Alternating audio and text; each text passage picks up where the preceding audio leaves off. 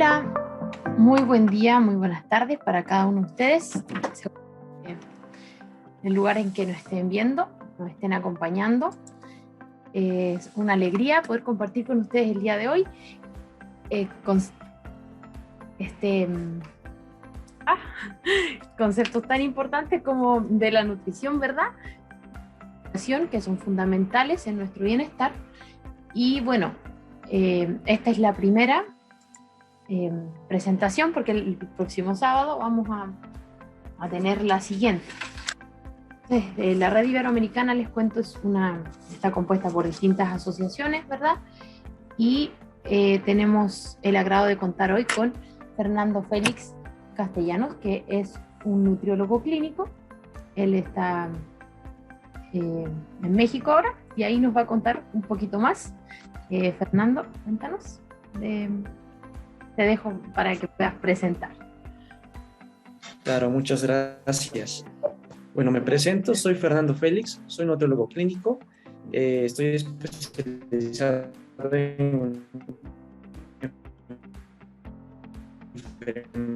enfermedades crónicas degenerativas, así como en citología, microbiología,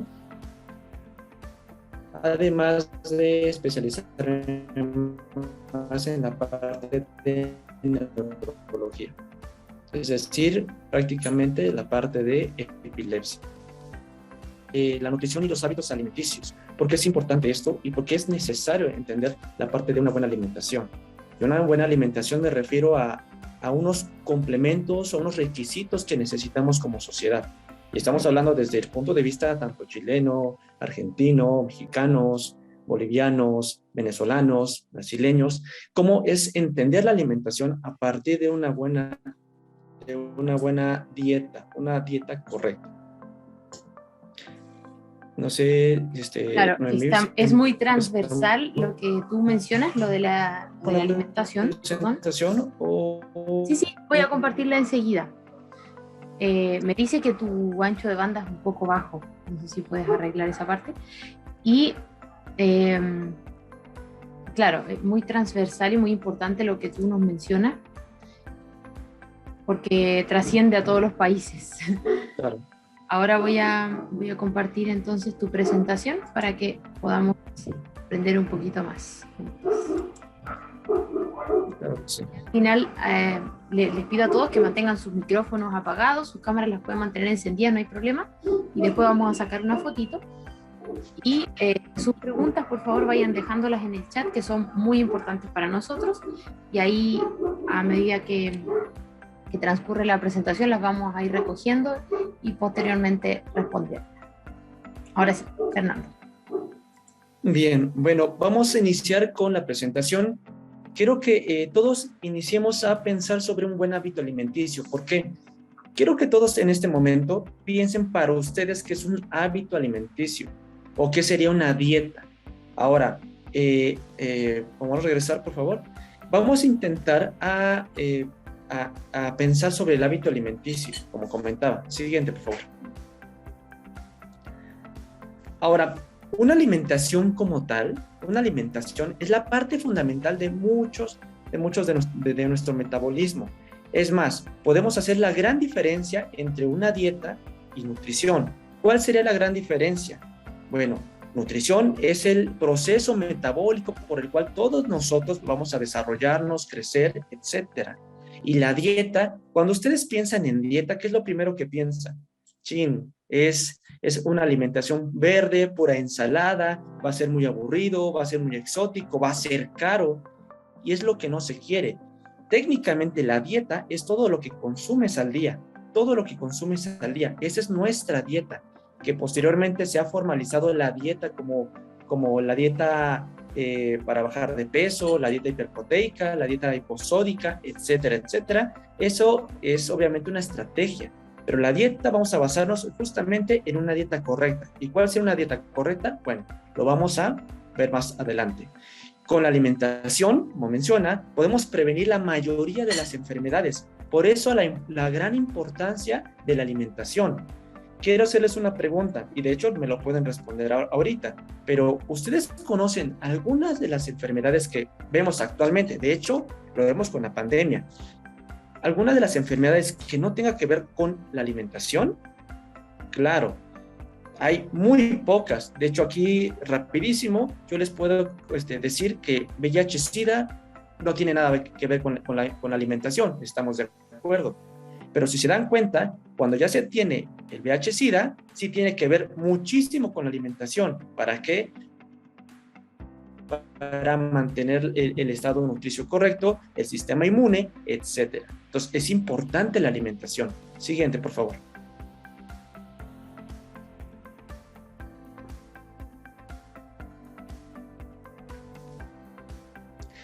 Bueno, aquí empezamos con esta pregunta. ¿Por qué es importante mantener un hábito alimenticio en pacientes con epilepsia? ¿Por qué es importante? Quiero que piensen y quiero que relacionen por qué sería importante realmente mantener un hábito alimenticio correcto. Mucha gente no lo sabe. Es más, mucha gente podría pensar que no tiene nada que ver el hábito alimenticio con la epilepsia o la alimentación en sí, pero tiene mucho que ver. Siguiente, por favor. Esta pregunta la vamos a responder al rato. De hecho, quiero que piensen bien cuál sería la respuesta. Y si pueden en el chat, me pueden responder de una vez, porque esa es la idea, que me estén interactuando y yo posteriormente les voy a estar respondiendo esas preguntas. Ahora, ¿cuáles son los elementos de una alimentación sana? Y los elementos son tres. Es primero conciencia. ¿Por qué la conciencia? La conciencia de mantener una alimentación sana no solamente es hacerla y posteriormente no hacerla, que muchos de mis pacientes es lo que hacen, ¿no? Bueno, o en el hospital, lo vemos muchas veces, o en la graduación, en una fiesta, muchas veces las personas que quieren hacer dieta es solamente por un objetivo de corto plazo, y es lo que no se quiere. Tenemos la disciplina. Este es importante porque pocas personas tienen la disciplina para hacer una dieta, pero ojo, si hacemos una dieta correcta, que vamos a ver al rato, es muy fácil. Y por último, es el hábito alimenticio. ¿Podemos dar siguiente, por favor, para que nos marque?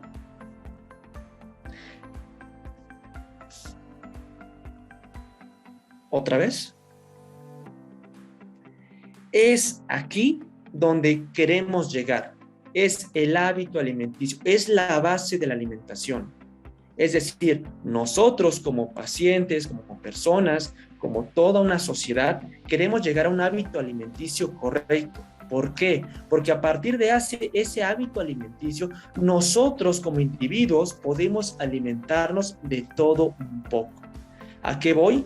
Es que no queremos que la dieta o la alimentación siempre sea lo monótono, lo aburrido, lo exótico, lo caro, porque es lo que no se quiere. Lo que se quiere es poder consumir de todo, ¿de acuerdo?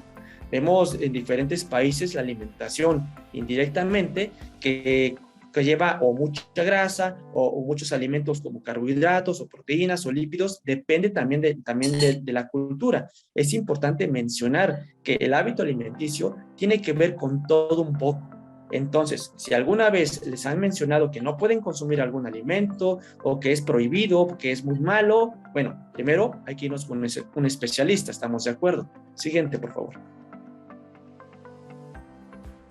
Ahora, como comentaba la dieta, tenemos 5 factores importantes. La primera es que la dieta debe estar realizada por un especialista de la alimentación, ¿de acuerdo? Un especialista en alimentación y salud. Muchas veces vemos en internet que está la dieta de esta famosa o la dieta que hizo bajar tantos kilos o la dieta que hace. Es más, hay dietas en internet que mencionan que quitan la diabetes y lo cual es incorrecto y es lo que no se quiere. Entonces, procurar también de consumir alimentos variados, consumir muchos alimentos. Obviamente, alimentos que sean alimentos. ¿El refresco es alimento? No. El refresco no es alimento. De hecho, en pacientes con epilepsia es pero muy prohibido, es prohibido, consumir refrescos, ¿de acuerdo? Bebidas gaseosas. ¿Por qué? Porque muchos tienen contenido de cafeína en pacientes con epilepsia. Una de las restricciones es disminuir la cafeína. Ojo, que si vemos que está controlada la ¿De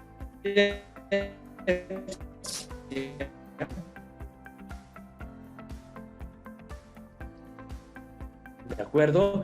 Puede haber una moderación como el café. ¿Qué tiempo tiene un paciente sin alguna crisis? Otro factor es no ser exigente con uno mismo. El principal objetivo de un hábito alimenticio es ser constante. Nosotros, al ser constantes, podemos en verdad consumir muchos alimentos.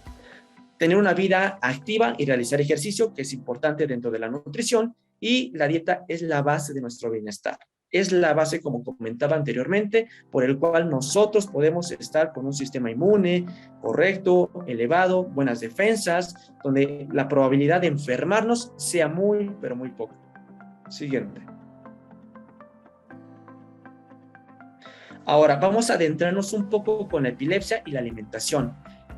Primero, vemos que la epilepsia debe de traer todo tipo de alimentos que sean inocuos, que sean equilibrados y variados. ¿Qué quiere decir inocuo? Que sean sanos, que no consumamos puras chucherías o dulces o alimentos altos en diferentes sustancias que sean dañinos para nuestro cuerpo. También que nosotros como tal podamos consumir nuestros alimentos en casa. Ahora nos vamos del lado derecho, eso fue del lado de amarillo, vamos del lado derecho en cronología y disminuir las crisis y la epilepsia. Hay evidencia muy fuerte y moderada que al disminuir muchos alimentos con alta cantidad de azúcares y calorías, está evidenciado que disminuyen las crisis, ¿de acuerdo? Eso es importante mencionarlo.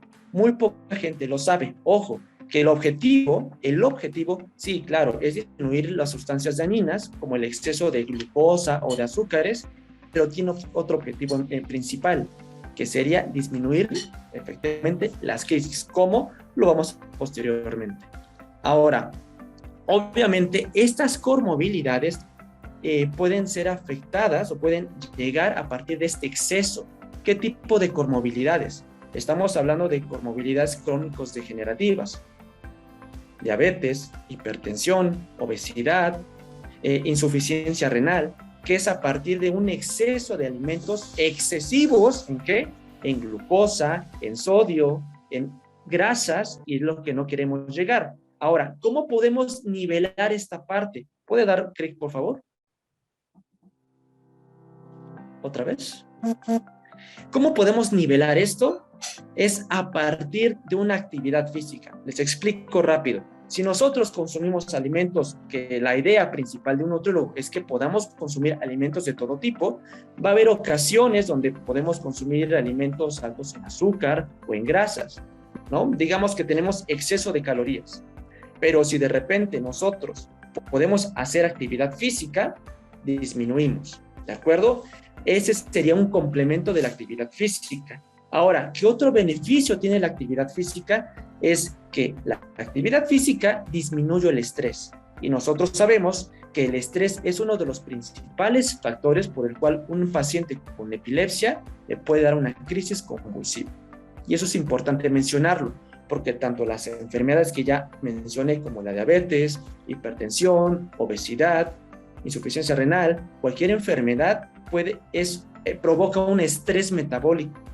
Y al iniciar este tipo de comorbilidades, tiene más probabilidades de tener una crisis. Pero si lo nivelamos tanto con la alimentación como la actividad física, hay pocas probabilidades. De hecho, me atrevo a decir con un artículo con evidencia muy fuerte, del 33 al 60% la disminución de probabilidades de tener una crisis. ¿De acuerdo? Ahora, en este caso, el principal objetivo de la alimentación con respecto a la epilepsia es tener una calidad de vida correcta. ¿Por qué? El hecho de tener crisis, bueno, pacientes con epilepsia puede ser tedioso, puede ser un poco frustrante, porque no podemos tener o realizar algunas actividades que nos gustarían hacer. Pero si hacemos la dieta o mantener una alimenticio donde podamos comer todo tipo de alimentos, realmente podemos, a partir de esta alimentación correcta, podemos disminuir estas crisis y emplear una vida correcta, donde podemos iniciar ya actividades que antes no podíamos. Mucha gente de acá me puede mencionar actividades que se las han cancelado porque son peligrosos, porque están descontrolados, porque tal vez el medicamento no es suficiente para realizar actividades. Pero si juntamos estas alternativas y realizar estas actividades para posteriormente tener una calidad de vida correcta. Siguiente, por favor.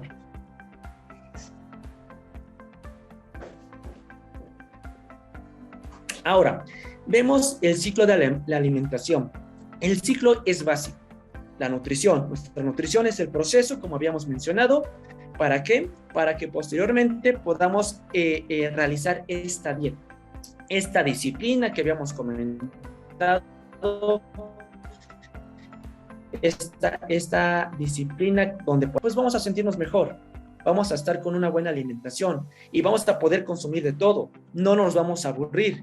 Y vamos a disminuir enfermedades crónicas degenerativas y posteriormente las crisis. Y si tenemos estas dos vertientes, aumentaremos las defensas. De hecho, como dato curioso, actualmente lo vemos con la pandemia COVID-19, que a las personas que más afectaron fueron a las personas que tienen una incorrecta alimentación. Hemos visto personas con obesidad, con diabetes, que han fallecido.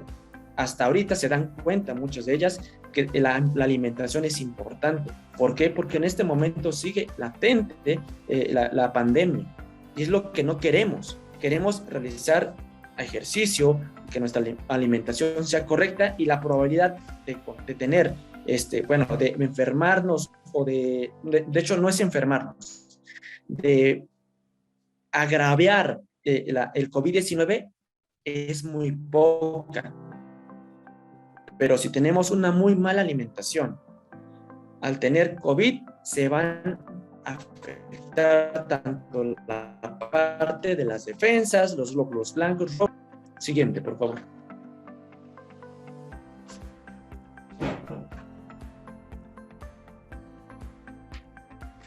Ahora, ¿todas las dietas sirven? Es una pregunta que nosotros nos tenemos que estar haciendo mucho tiempo.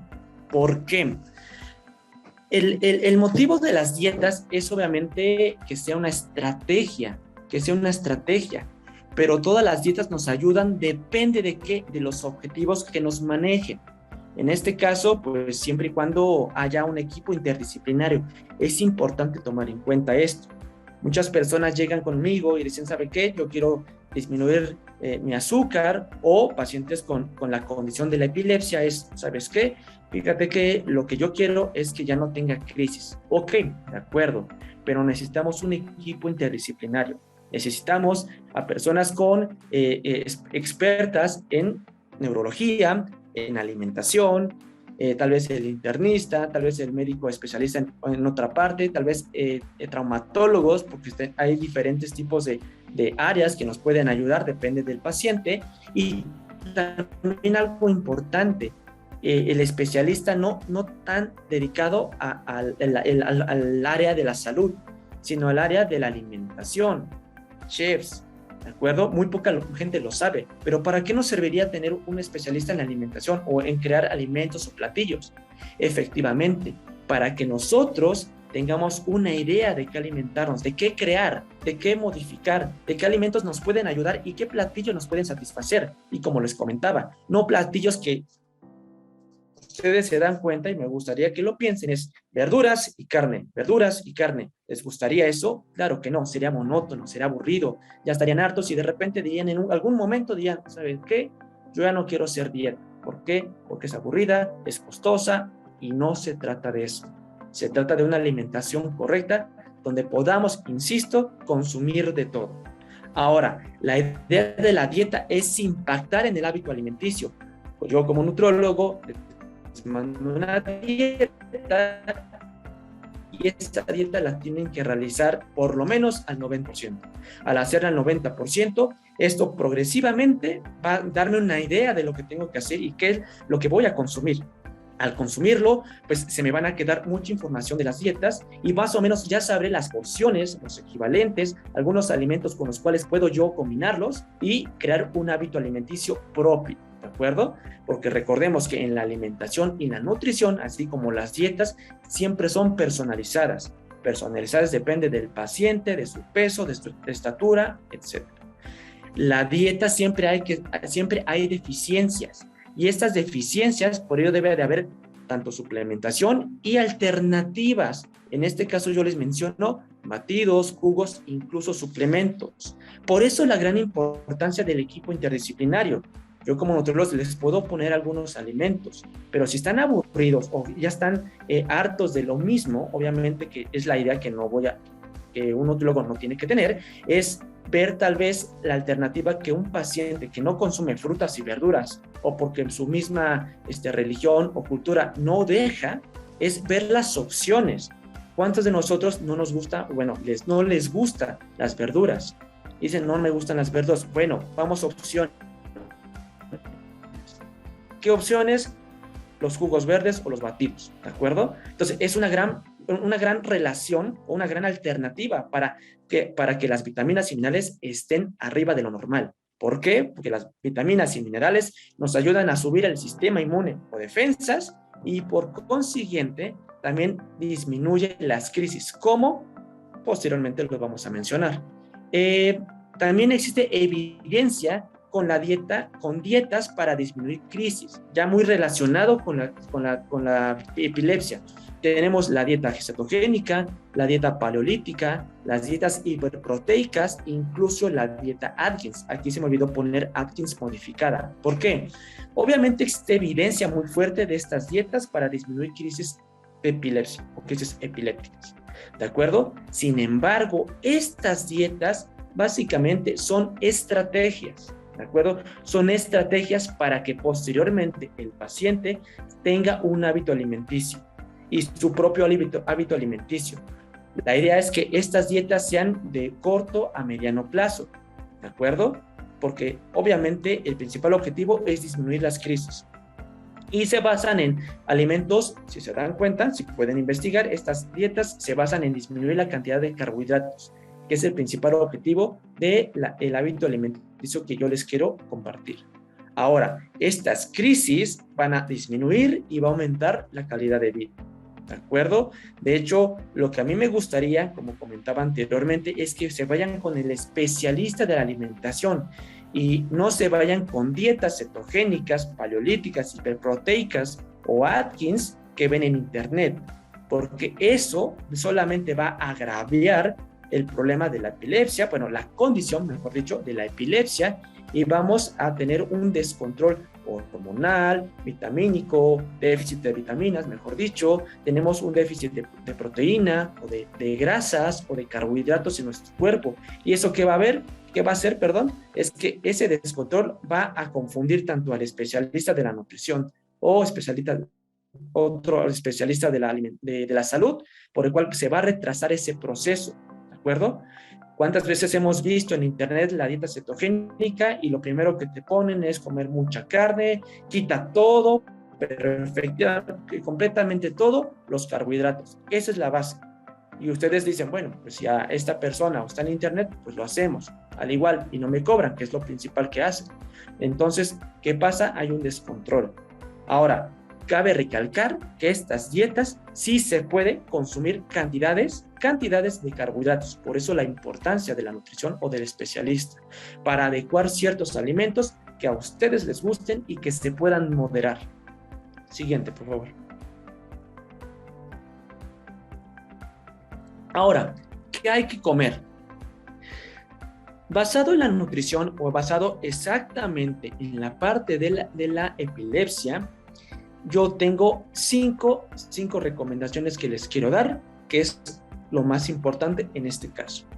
Primero, es siempre intentar o que de base se consuman frutas y verduras. Siempre.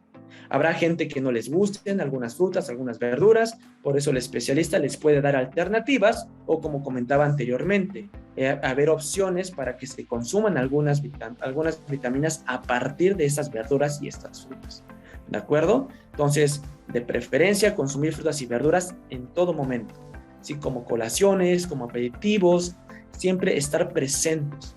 De hecho, les quiero comentar que en diferentes países de Latinoamérica se maneja un tipo de plato o tipo de pirámide. En México se realiza un plato del bien comer o del buen comer. En Chile, en Argentina puede ser platos o pirámides. Es tomar en cuenta esa referencia. ¿Por qué? Porque esa referencia, a partir de la norma oficial de cada país, hace que sea un hábito alimenticio, pero solamente es una referencia, ¿de acuerdo? Obviamente no se tiene que exagerar de muchos de los alimentos, que es lo que muchas veces se cree, pero también tomar en cuenta que esa referencia nos va a ayudar a crear ese hábito. Ahora, consumir de preferencia siempre carnes, pero de preferencia carnes blancas. ¿Por qué? Bueno, las carnes rojas tienen elevado contenido de grasas saturadas o grasas malas. Lo pongo como malas entre comillas porque no me gusta estigmatizar, pero así la gente lo conoce. Son grasas que están elevadas en grasas saturadas y eleva el colesterol, pero de preferencia vamos a consumir grasas blancas. Uno de los alimentos que yo les puedo recomendar es consumir más pescado, ¿de acuerdo? ¿Por qué motivo? De hecho, tiene conexión con las semillas, que les voy a comentar al rato, pero es por el contenido de omega 3, ¿de acuerdo? ¿Para qué nos sirve el omega 3? El omega 3 en pacientes con epilepsia ayuda a las neuronas. Se los voy a comentar no los voy a comentar tan técnico, pero básicamente lo que hace es que las neuronas se conecten, tengan un enlace más fuerte y no se descontrolen, no haya una descarga eléctrica, ¿de acuerdo? Entonces, esas descargas eléctricas simplemente se normalizan y evita que exista una crisis. ¿Se dan cuenta qué tan importante es esto? Entonces, de preferencia, carnes blancas, y se pueden consumir un poquito más de carne de pescado, salmón también, es de preferencia estos alimentos. También, que es básico, que se consuma siempre agua natural. No está mal consumir agua de sabor, pero el agua natural, ¿qué pasa? Solamente nos hidrata, ¿de acuerdo? Nos hidrata. Si consumimos agua de sabor, ¿qué quiere decir? Que vamos a colocar azúcar, ¿de acuerdo? También está la opción de colocar endulcorantes, ¿no? Endulcorantes no calóricos, que no tiene glucosa o sacarosa. Y eso ocasiona que estemos bien, pero muy poca gente les gusta estos endulcorantes. Ahora, consumir también, semillas. Las semillas, como comentaba, tiene 3 propósitos en pacientes con epilepsia. La primera es el omega 3, la segunda es que la saciedad, ¿de acuerdo? Y la tercera es que tiene una cantidad efectiva y moderada de fibra. ¿Por qué la fibra? Porque pacientes con epilepsia sufren a veces de deficiencias y una de esas deficiencias es la fibra, ¿de acuerdo? ¿Qué tipo de fibra? Fibra insoluble, porque son esta fibra que nosotros podemos masticar, como en frutas con cáscara, semillas, ¿de acuerdo? Y que nos ayuda a disminuir el estreñimiento. Ahora, como comentaba, una de las deficiencias que tenemos como pacientes con epilepsia son deficiencia de calcio, de potasio, también deficiencia de hierro, ¿de acuerdo? La hemoglobina baja, ¿de acuerdo? Y hay que buscar qué tipo de anemia tenemos. Y la otra deficiencia es unos vitaminas del complejo B, B6, B9, B12 y biotina y B7, ¿de acuerdo? Ahora, no se puede consumir cualquier tipo de cereal como pan, tortilla, papa o patatas, pastas. ¿Por qué? Porque el objetivo principal en la alimentación con un paciente con epilepsia es disminuir estos alimentos. Ojo, disminuir, más no cancelarlos. Por eso les comentaba, es poder consumir de todo, pero ciertas porciones. Porque lo principal que te mencionan, ok, tienes epilepsia, sabes que no puedes consumir esto y esto y esto. Y de eso no se trata. Se trata de poder consumir alimentos que a nosotros nos gusten y podamos consumir la dieta con gusto, más no por responsabilidad. ¿Estamos? Y eso es muy importante. Ahora, tenemos estas 5 recomendaciones. Siguiente, por favor.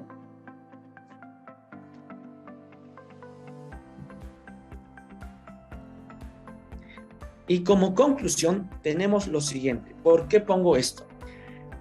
Es realizar una dieta correcta. Y cuando menciono dieta correcta, se manejan seis requisitos, ¿de acuerdo? Y me gustaría que los escuchemos y entendamos bien. Una dieta completa. La dieta completa es que tengamos la cantidad exacta de proteínas, de lípidos o grasas y de carbohidratos, ¿de acuerdo? Una dieta suficiente, que tengamos la cantidad de calorías para el paciente.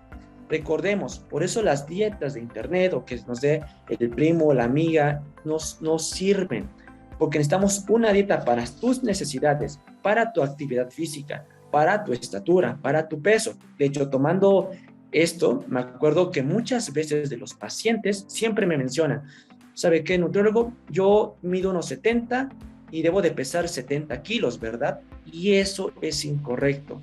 No existe un peso ideal, es importante mencionarlo, porque siempre agarran esa referencia. Mido unos 70 y debo de pesar 70 kilos, y no es así.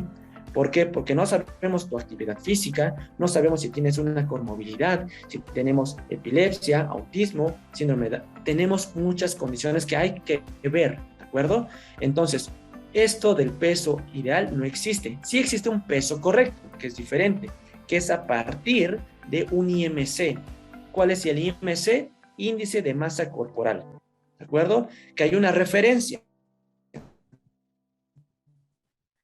que es el índice de masa corporal. Si tú tienes de 10, estamos dentro de esto, estamos en un peso correcto. Puede haber comorbilidades o algunas deficiencias, ok, lo vemos más adentro y vamos explicándolo poco a poco, pero en teoría, ¿de acuerdo? Ese es un peso correcto. Entonces, en la dieta suficiente necesitamos las calorías que nosotros como individuos necesitamos.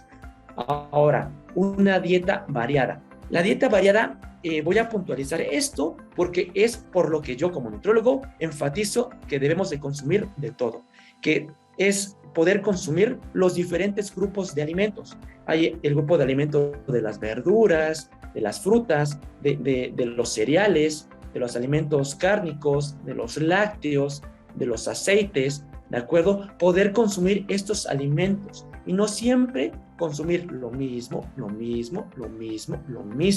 ¿Por qué? ¿Qué pasa si consumimos lo mismo? Dejamos la dieta, nos aburrimos y no me importa. Muchos pacientes lo que me dicen es, de algo me tengo que morir. Y no se trata de eso. Ok, podemos aumentar la calidad de vida, pero podemos consumir bien los alimentos y que sean ricos, que es la idea. Ahora, tener una dieta equilibrada. Mucha gente puede pensar que sea una dieta correcta o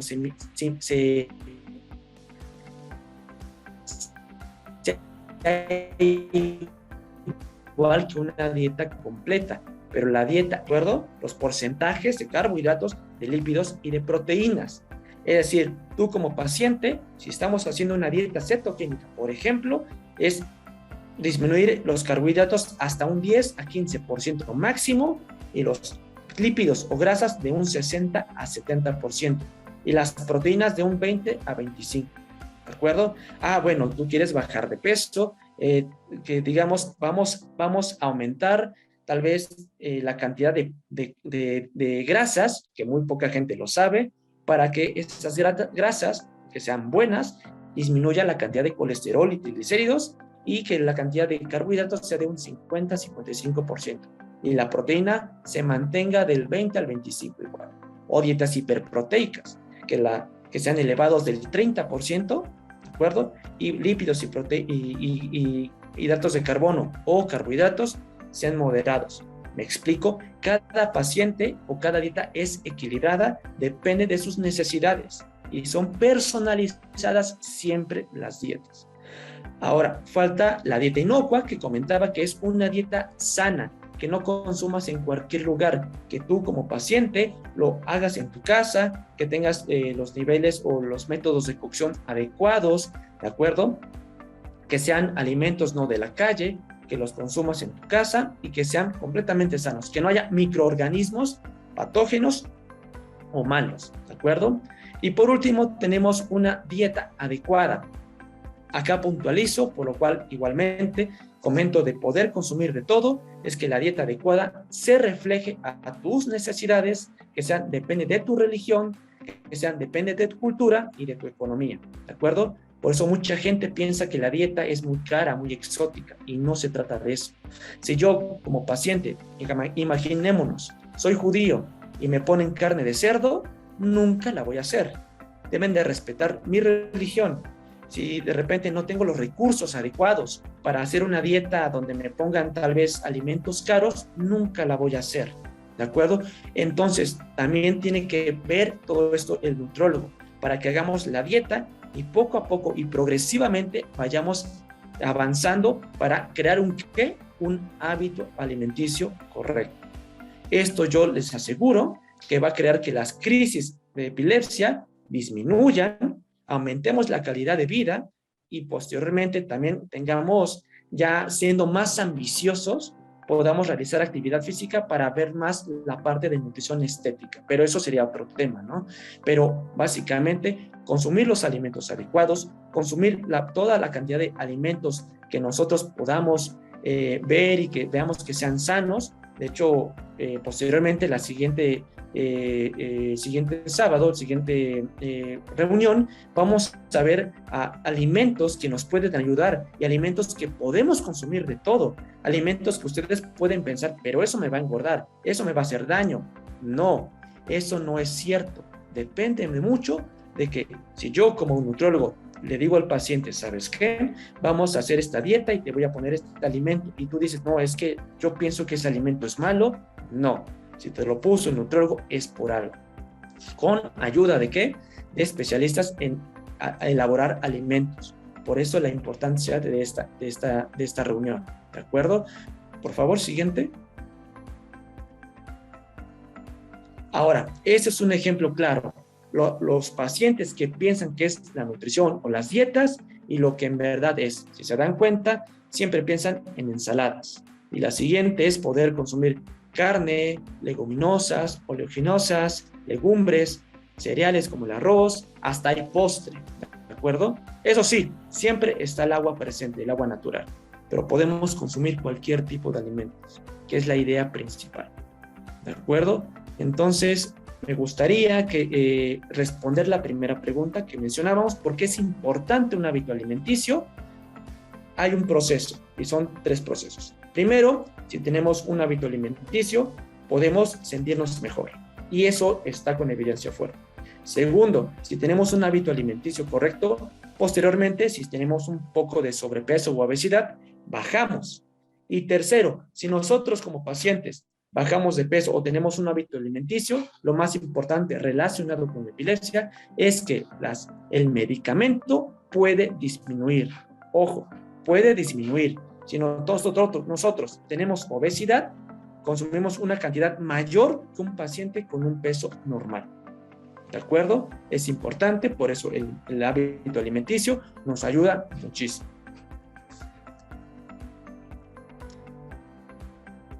Siguiente, por favor.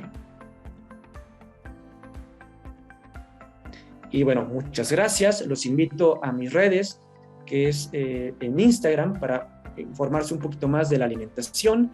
Y bueno, básicamente ahí también me pueden consultar para algún tipo de consulta. No hay ningún problema si eres de otro país. Nos vamos adaptando y pues es básicamente información sobre nutrición específicamente. ¿De acuerdo? Y muchas gracias por la oportunidad, y si tienen dudas, con mucho gusto yo respondo. Bueno, pues muchas gracias, Fernando. Tremenda presentación. Muy buena. Felicito primero que todo. Y vamos a leer algunas preguntas que nos han llegado. Hay una persona que dice, soy de esas personas que tienen mala alimentación. Si bien no tengo diabetes ni alguna otra enfermedad, he perdido mucha masa muscular a causa de los extensos ayunos. Ahí importante el ayuno, ¿verdad? ¿Cómo podría recuperar un peso saludable? Pues estoy al borde del bajo peso. Ok. Sí es importante que debamos ir con el médico para que nos especifique cuáles serían las deficiencias o por qué motivo, un diagnóstico médico. Eso es importantísimo. Por eso comentaba el equipo interdisciplinario. Ahora, posteriormente, al saber tal vez tus análisis de sangre, toda esta bioquímica sanguínea, podemos saber qué tipo de alimentación, porque tal vez no solamente sea subir calorías por subir, sino tal vez sea el constante consumo de alimentos, que no sean tres comidas fuertes, que sean 4, 5 o hasta 7. Y eso puede aumentar la cantidad de vitaminas que hacen que tú bajes de peso y por consiguiente tengas una depresión muscular. ¿De acuerdo? Entonces, sí es importante ir con el médico, nos hagamos los análisis y posteriormente qué tipo de dieta vamos a hacer. ¿Y ahí se habla de subir de peso o de que estaría una persona nutrida? Sí, sería subir de peso, porque si el paciente tiene un bajo peso, si su IMC está bajo, está valorada como una desnutrición, la idea es subir de peso hasta lo normal. Ahora que sí cabe destacar que esta alimentación debe ir dependiendo de todo lo que comentamos de una dieta correcta, ¿no? Perfecto. ¿Qué recomienda para las personas con epilepsia y enfermedad renal producto de los efectos secundarios de los fármacos? Otra vez no escuché, perdón. ¿Qué recomiendas para personas con epilepsia y enfermedad renal producto de los efectos secundarios de fármacos? Ok, hay que visualizar pero muy bien el tipo de fármaco, porque hay fármacos que se van directamente, que tienen un mayor impacto en los riñones, y el mayor problema que tenemos con los fármacos y la alimentación es que hay alimentos que intervienen directamente con estos fármacos. No sé, el ejemplo claro es con la motrigina, que muchas veces lo consumen lácteos, ¿de acuerdo? Y los lácteos tienen una interacción muy fuerte, por lo cual el medicamento disminuye hasta un 50% su efectividad. Igualmente, otros alimentos que tienen que ver es con alimentos bociógenos. ¿Qué es un alimento bociógeno? Dígame. Entonces, con lácteos, si no escuché mal, la motrigina baja su efectividad. Sí, baja su efectividad. Y la persona tendría que dejar de consumir lácteos. No necesariamente, porque sí hay un porcentaje que podemos consumir. Recordemos que lo que mencionaba es que necesitamos ciertos porcentajes o ciertos mililitros que podemos consumir, sí se puede, pero tenemos que ver qué cantidad has consumido de la motrigina, cuánto tiempo llevas, ¿de acuerdo? También si hay que hacernos un perfil de algunos de la bioquímica sanguínea, etcétera, para realmente ver. Entonces yo la recomendación que doy a estos pacientes es, al paciente que específicamente de la pregunta, es aumentar la cantidad de frutas y verduras, que eso es la ley, aumentar la cantidad de omega 3, es decir, alimentos como pescados, semillas, ¿de acuerdo? Aceite de oliva. Y por último, ¿cómo reducir esto? Pues primero ver bien qué es lo que estamos consumiendo para ver si la alimentación interviene, y si no, pues podemos ya consumir una dieta aumentada en proteínas y carbohidratos, ¿de acuerdo? Pero sí tiene que haber un diagnóstico específico, porque así decirle, ¿sabe qué? Tienes que consumir esto, ya te vas a curar. Pues no, estaríamos cayendo en lo mismo que en internet, ¿no? Que vas a consumir esto y te vas a curar, lo cual no es cierto. Claro, que no, tenemos varias, la verdad. Ya, entonces, ¿podría repetir lo del peso correcto y el IMC? Sí, claro. Bueno, el IMC es el índice de masa corporal, lo cual es una referencia que nos puede dar a entender si tenemos una desnutrición o un sobrepeso u obesidad. Entonces, esa referencia es una fórmula que nosotros utilizamos, los médicos, ¿no? Para ver rápidamente si tenemos algún tipo de deficiencia en ese sentido. Ahora, ¿cuál sería su peso correcto? Es un IMC de entre 18 a 24.9 técnicamente, ¿no? Si estamos en ese parámetro, estamos en normalidad. ¿Eso cambia en hombres, mujeres y niños? Sí, claro, claro. En niños es completamente diferente. En niños no se maneja el IMC. En niños es otro tipo de tablas y es completamente diferente la alimentación. De hecho, en niños no se realiza dietas. Se realiza un plan de alimentación, ¿de acuerdo? Ah, perfecto. Porque el objetivo principal es el desarrollo para esos niños. Sí, fomentar el desarrollo bien nutridos. Aquí hay un comentario que dice, es muy cierto el hecho de que es personalizado porque a su hijo lo catalogan de bajo peso, pero cuando le realizan pruebas, exámenes, digamos, sale todo bien los estudios. Y para su edad está muy bajo de peso, pero no desnutrido. ¿Se relaciona la desnutrición con la baja de peso? Eso. Y hay que tomar en cuenta que es un niño que tiene discapacidad. ¿Cómo se Ok, hace primero, para medirlo? El IMC también, o esas cosas. claro, claro, depende de la discapacidad. Sí hay que ver, es completamente otro mundo. Hay que ver, si fuera el caso, que es normalmente los pacientes que tienen una depresión muscular, ¿de acuerdo? Ahora, tiene que hacerse un diagnóstico completo, donde veamos primero si estamos en bajo peso, depende de su edad, ¿de acuerdo? Porque, insisto, el IMC para ellos no es requerido. Se refieren a algunas tablas, donde vamos a ver, este niño está de acuerdo a su edad, a su estatura, ¿de acuerdo? Y a su peso. ¿De acuerdo? ¿Qué es esto? Que son unas tablas que me mencionan si estamos dentro de ciertos parámetros. Y son esos tres requisitos. Ahora, esos tres requisitos debemos estarlos monitoreando cada cierto tiempo, depende también del niño y del paciente, ¿no? Para ver si estamos en desnutrición u obesidad. Es importante que el plan de alimentación, si sea el mayor, digamos, el mayor de los casos, que sea una alimentación muy sana, que no se disminuya. De hecho, yo me atrevo a decir que la alimentación de los niños tiene que aumentar en lugar de disminuir, porque si disminuimos tenemos una desnutrición temporal y eso ocasiona que haya un paro en su desarrollo. Pero si tiene una obesidad, digamos, el ejemplo, ¿no? No tenemos que disminuirlo para que es un error importantísimo de estar suplementando si fuera el caso. Claro, es muy importante que los niños están en desarrollo, entonces no bajarles tampoco la... Sí, nunca hacer una dieta para que baje de peso. Eso es de ¿Y eso ley. cómo Nunca se podría puede hacer. repercutir después en su edad adulta, si le bajaran las calorías? ¿Cómo podría? Efectivamente, normalmente afecta directamente en su desarrollo. Lo más vistoso es su estatura, cuando vemos. Ah, Tal vez sea más bajito que su papá, sus familiares. Uy, por ahí vemos una desnutrición temporal en algún lapso de su infancia. ujú. Bueno, aquí dice cada cuántas horas deberíamos comer al día, pero como ya hemos Ok, dicho, creo que tiene que ver más que todo con las personas, ¿no? Y con el tipo de hábito. sí, pero sí nos fijaríamos mucho más en lugar de cuántas horas, sería qué cantidad, ¿de acuerdo? Yo normalmente manejo cada 4 horas. De tu desayuno, tienes hasta 4 horas para hacer tu colación, y de tu colación a la comida, etcétera.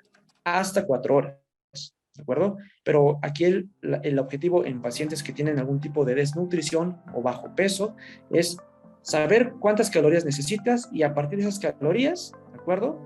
Vamos a ver qué cantidades se van a repartir en esas horas. Es más, para subir de peso, si alguno tiene duda, esas calorías se pueden repartir nada más en 3, como normalmente hacemos, ¿no? Pero son las calorías exactas para el paciente. Ah, perfecto, es muy personalizado. Por eso la ayuda de un profesional. Por otro lado, dice, ¿qué debe contener el jugo verde? Ojo, ahí es uno de los errores. El jugo verde, primero cabe resaltar que el jugo verde no es algo mágico, ¿de acuerdo? Y que no existe ningún producto mágico, ningún alimento mágico, nada mágico que te vaya a quitar o poner. El jugo verde se da como una alternativa para los pacientes que no consumen frutas o verduras, ¿de acuerdo? ¿Qué es lo que debe de contener? Depende de tus deficiencias de vitaminas y minerales, porque no hay un estándar para un jugo verde, ¿de acuerdo? Muchas veces he visto en internet que ponen siempre espinaca, ponen jengibre, ponen piña, manzana, pero esto depende del paciente. Si yo les doy eso, al igual ni tenían deficiencia de eso. Y peor, se van a sentir con algún tipo de anemia, por ejemplo, ¿no? Porque y mencionar, entre paréntesis, que a veces los verdes, digamos, nos afectan con el tema de la coagulación. Entonces un problema... Efectivamente. Problemas de coagulación va a ser peor. Y si tenemos un problema de coagulación y además un sistema inmune bajo, pues peor aún. Es importante considerarlo. Dice, ¿qué otros alimentos, además del refresco, deben evitarse en un paciente con epilepsia? ¿Y qué tipo de refresco? Siempre tenemos alimentos, entre comillas, que no se deben consumir, que es obviamente el refresco de cola, el café, el alcohol, que siempre es importante, y en algún tipo de casos de epilepsia se puede disminuir también la cantidad de carnes, pero eso depende del tipo de epilepsia. Hay epilepsia refractaria que depende de sus estudios, podemos disminuir esa cantidad, pero ahí sí podemos hablar de un tipo de carne de cerdo o de borrego o de conejo, que muchas culturas lo consumen. Pero eso tenemos que ver bien específicamente qué tipo de epilepsia y cómo se va controlando. Pero si está controlada la epilepsia, puede consumir, no habrá ningún problema. Es más, incluso hay pacientes con un control de epilepsia que pueden consumir tal vez el vino tinto y no pasa nada, pero debe estar muy, pero muy controlado. O qué tan sensible es la epilepsia. Exactamente. Y también qué tan sensible es la epilepsia. Epilepsia muy sensible y simplemente el hecho de ir al cine te da una crisis, ahí sí podemos quitar la posibilidad de consumir cualquier cantidad de alcohol. Ahora, yo de preferencia recomiendo que antes de realizar algún de esos alimentos o de consumir algunos de esos alimentos, que de preferencia no, ¿de acuerdo? Que ahí sí queda, es más, cualquier doctor te lo puede mencionar, no se puede consumir, es primero realizar ejercicio. ¿Para qué? Para que controle este estrés metabólico y posteriormente podemos ya pensar en algunos alimentos que están restringidos, pero de base, no refresco, de cola, no alcohol, no chocolate, no café. Ya, muy bien. ¿Qué tan cierto es que tenemos que hacer una dieta de desintoxicación o un proceso de detox para cada cierto tiempo? Ok. ¿Es necesario desintoxicarlo o se desintoxica por sí solo? Excelente pregunta, porque eso es con lo que siempre estoy peleando. No existe ningún batido, jugo, té desintoxicante, y eso que quede bien, pero bien claro. No existe nada que desintoxique. ¿Por qué? El único órgano que desintoxica es el hígado, ¿de acuerdo? Imagínense que vamos a tomar un jugo que desintoxica al mismo órgano que desintoxica. De hecho, en algún momento en el hospital, sí tuve pacientes que se intoxicaron y tuvieron problemas en el hígado por haber consumido estos jugos o tés que son milagro, ¿de acuerdo? Entonces, no existe, ¿de acuerdo? Que puede servir para otras ocasiones, sí, podemos verlo, podemos ver alternativas, pero para desintoxicar, no. Ya, entonces el hígado funciona limpio. ¿Qué se puede hacer para mejorar el reflujo causado por la dieta cetogénica? ¿Necesariamente un reflujo o no? Sí puede haber reflujo. De hecho, por la cantidad de grasa, hay que tener en cuenta aquí que los principales motivos por los cuales tenemos reflujo es porque está consumiendo mucha carne roja, ¿de acuerdo? Muchas carnes rojas, aumentado a grasas saturadas. Estamos hablando de muchos alimentos grasosos, fritos, capeados, ¿de acuerdo? Entonces, disminuir esas cantidades. Ahora, para disminuirlo, principalmente omega 3, ¿de acuerdo? Y las verduras. Súper. ¿Y quizá aumentar la ingesta de agua? Bueno, el agua es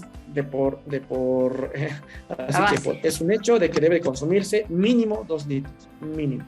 Si tenemos problemas de insuficiencia renal, pues ya sabemos que debemos de controlar bien esa parte. Ya. Aquí dice, mi hija tiene epilepsia de 8 años de edad, tenía 11 meses sin crisis desde diciembre, le dio COVID y ahora tiene crisis 3 o 4 al día. Nos recomendaron realizar una dieta. ¿Cuál sería el perfil calórico para ella? Y nos recomendaron frutas, pero de bajo índice glucémico. ¿Cuáles frutas puede y no puede consumir? Ok, es una pregunta muy larga.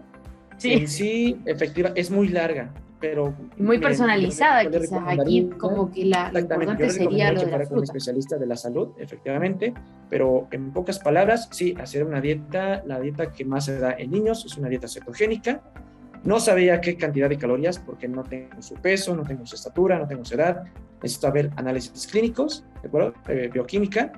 Con eso sabré qué cantidad de calorías y efectivamente una dieta cetogénica se necesita hacer con alimentos bajos en índice glucémico.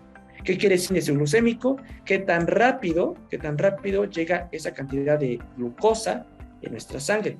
Entonces lo que se quiere que es que sean alimentos que sean muy lentos y lleguen muy lentos. Estamos hablando de las verduras, todas. Menos, obviamente, a veces en ciertos casos las zanahorias se prohíbe, o calabacitas, o calabaza, que sean hervidas, pero todas las verduras se puede. De frutas es mucho más restringido, ¿no? La manzana se puede, tiene bajo contenido, la uva, la piña, ¿de acuerdo? La papaya, el melón. Tendríamos que, ahorita son los que me acuerdo, pero tenemos una lista para saber qué tipo de alimentos con bajo índice glucémico podemos consumir.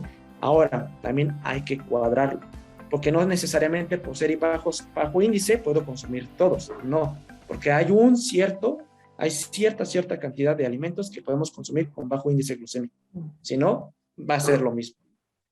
Por porción, digamos, ver cuántas porciones. Efectivamente, por eso la importancia de la dieta.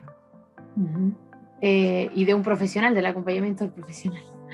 La mayoría de los pacientes con epilepsia tendemos a tener anemia. ¿Y qué recomienda para esto? Además de consumir el ácido fólico que la mayoría de los neurólogos dan de base. Ok, importante. Existe un montón de tipos de anemia, un montón. Macrosómica, microcrómica, megaloblástica, perniciosa, hay un montón de anemias. La que más nosotros sabemos es la anemia por deficiencia de hierro, ¿de acuerdo? Entonces hay que hacernos primero una bioquímica, ¿de acuerdo? Para ver qué tipo de anemia, hacernos después un perfil de hierro para saber si es de hierro, que más o menos por dónde dirigirnos. Por eso normalmente el médico inyecta eritropoyetina y complejo B por lo que sea, no importa, ahí lo inyectamos. Pero si estamos hablando un poquito sobre esto, una recomendación, yo recomendaría que sea más verduras de hojas verdes y cárnicos, ¿de acuerdo? Carnes rojas. Para ver. Claro, la generalidad, digamos, exactamente, en todo el universo de anemia que existe. Pero sí tenemos que ver con un equipo multidisciplinario qué tipo de anemia. Porque hasta se puede suplementar. Suplementar con hierro, dices tú, o con otra cosa. Hierro o con B6, B9, B12 o con biotina, ¿de acuerdo? O B2. Ya. Se habla mucho del jengibre en estos tiempos. ¿Qué tanto aporta o qué beneficios trae a las personas con epilepsia y a las personas en general? Ok. El jengibre sí ha sido un tema de moda. Hay evidencia muy, pero muy baja sobre los beneficios. De hecho, se considera todavía una parte de herbolaria, lo cual yo no estoy especializado, pero sí funciona. Pero hay poca revisión científica sobre los beneficios con respecto a problemas como, se fue la palabra, como enfermedades virales, nada más. Pero es muy, pero muy baja la evidencia, muy baja. Con epilepsia no hay nada. Ah, perfecto. Es más como un antibacterial natural, quizás. Que normalice los síntomas, nada más, ¿no? Que alivie los síntomas. Pero claro, para las gripes. No nada. Efectivamente. Ya. ¿Qué pasa con la homeopatía que contiene alcohol? Por ejemplo, no sé si las flores, las terapias florales y esas cosas tienen alcohol. ¿Qué pasa ahí? ¿Afecta? No hay ningún problema si estamos hablando de tés, de infusiones, no hay ningún problema. De hecho, una de las alternativas evidenciadas es que se puede consumir té. El problema del té es que hay que ver bien qué tipo de té, porque no sabe mucha gente, pero el té tiene cafeína. Entonces hay que especificar que sea un té sin cafeína. Ahora, el té nos ayuda para disminuir el estrés, ¿de acuerdo? Temporalmente, para poder conciliar el sueño bien, ¿de acuerdo? Y para que podamos modificar algunos problemas también de hidratación. Pero de ahí en fuera sería todo. Ya, y esta es la última pregunta. Y parece... No hay ningún problema, solamente fijarnos con... no, termina que no... Sí. No, sería todo, sí. Ya. Entonces la última pregunta, que es muy importante. ¿Qué alimentos son los que disminuyen la efectividad de la lamotrigina, como mencionaste, el levetiracetam, el clobazam, el clonazepam? El clobazam y el clonazepam creo que son muy... casi lo mismo. Del levetiracetam no hay ningún alimento, solamente del levetiracetam. ¿Y cuál más me mencionaste, perdón? Lamotrigina y clobazam o clonazepam, que es como el mismo... Clonazepam y levetiracetam, solamente bebidas alcohólicas, ¿de acuerdo? Y cafeína, nada más. Cafeína sabemos que... Y la motrigina, estamos hablando de lácteos, cierto tipo de los lácteos, ¿de acuerdo? Los lácteos por la cantidad de caseína, o sea, su proteína, y también algunos tipos de cárnicos altísimos en grasa saturada, ¿de acuerdo? Pero tendríamos que ver, obviamente, en qué país nos encontramos para ver qué alimentos nos encontramos con altos en grasa. Entonces, de preferencia, consumir, en este caso, aumentar la cantidad de grasas insaturadas, que son las buenas, como en Chile se dice palta, aguacate, ¿de acuerdo? ¿De acuerdo? Este tipo de... Y cocinar con aceites vegetales, ¿de acuerdo? Aceite de coco, aceite de aguacate, aceite de uva, aceite linoleico, ¿de acuerdo? Claro. Ya, perfecto. Muchas gracias entonces, Fernando, por responder las dudas. Y saludamos muchas gracias. Que han asistido, se agradece su asistencia y sus preguntas muy interesantes. Un saludo ahí a Lulu Gómez, que ha estado muy atenta, Luz Elena, Claudio Torres. Y bueno, eso, muchas gracias por su asistencia, se da por terminada. No, muchas gracias a todos y pues espero que puedan estar en mi Instagram, que posteriormente vamos a estar agregando cosas de epilepsia y nutrición en general. Perfecto. Aquí también hay muchas felicitaciones para ti también, aquí en el chat. Así es que... Muchas gracias, hasta luego. Hasta luego a todos, que estén muy bien.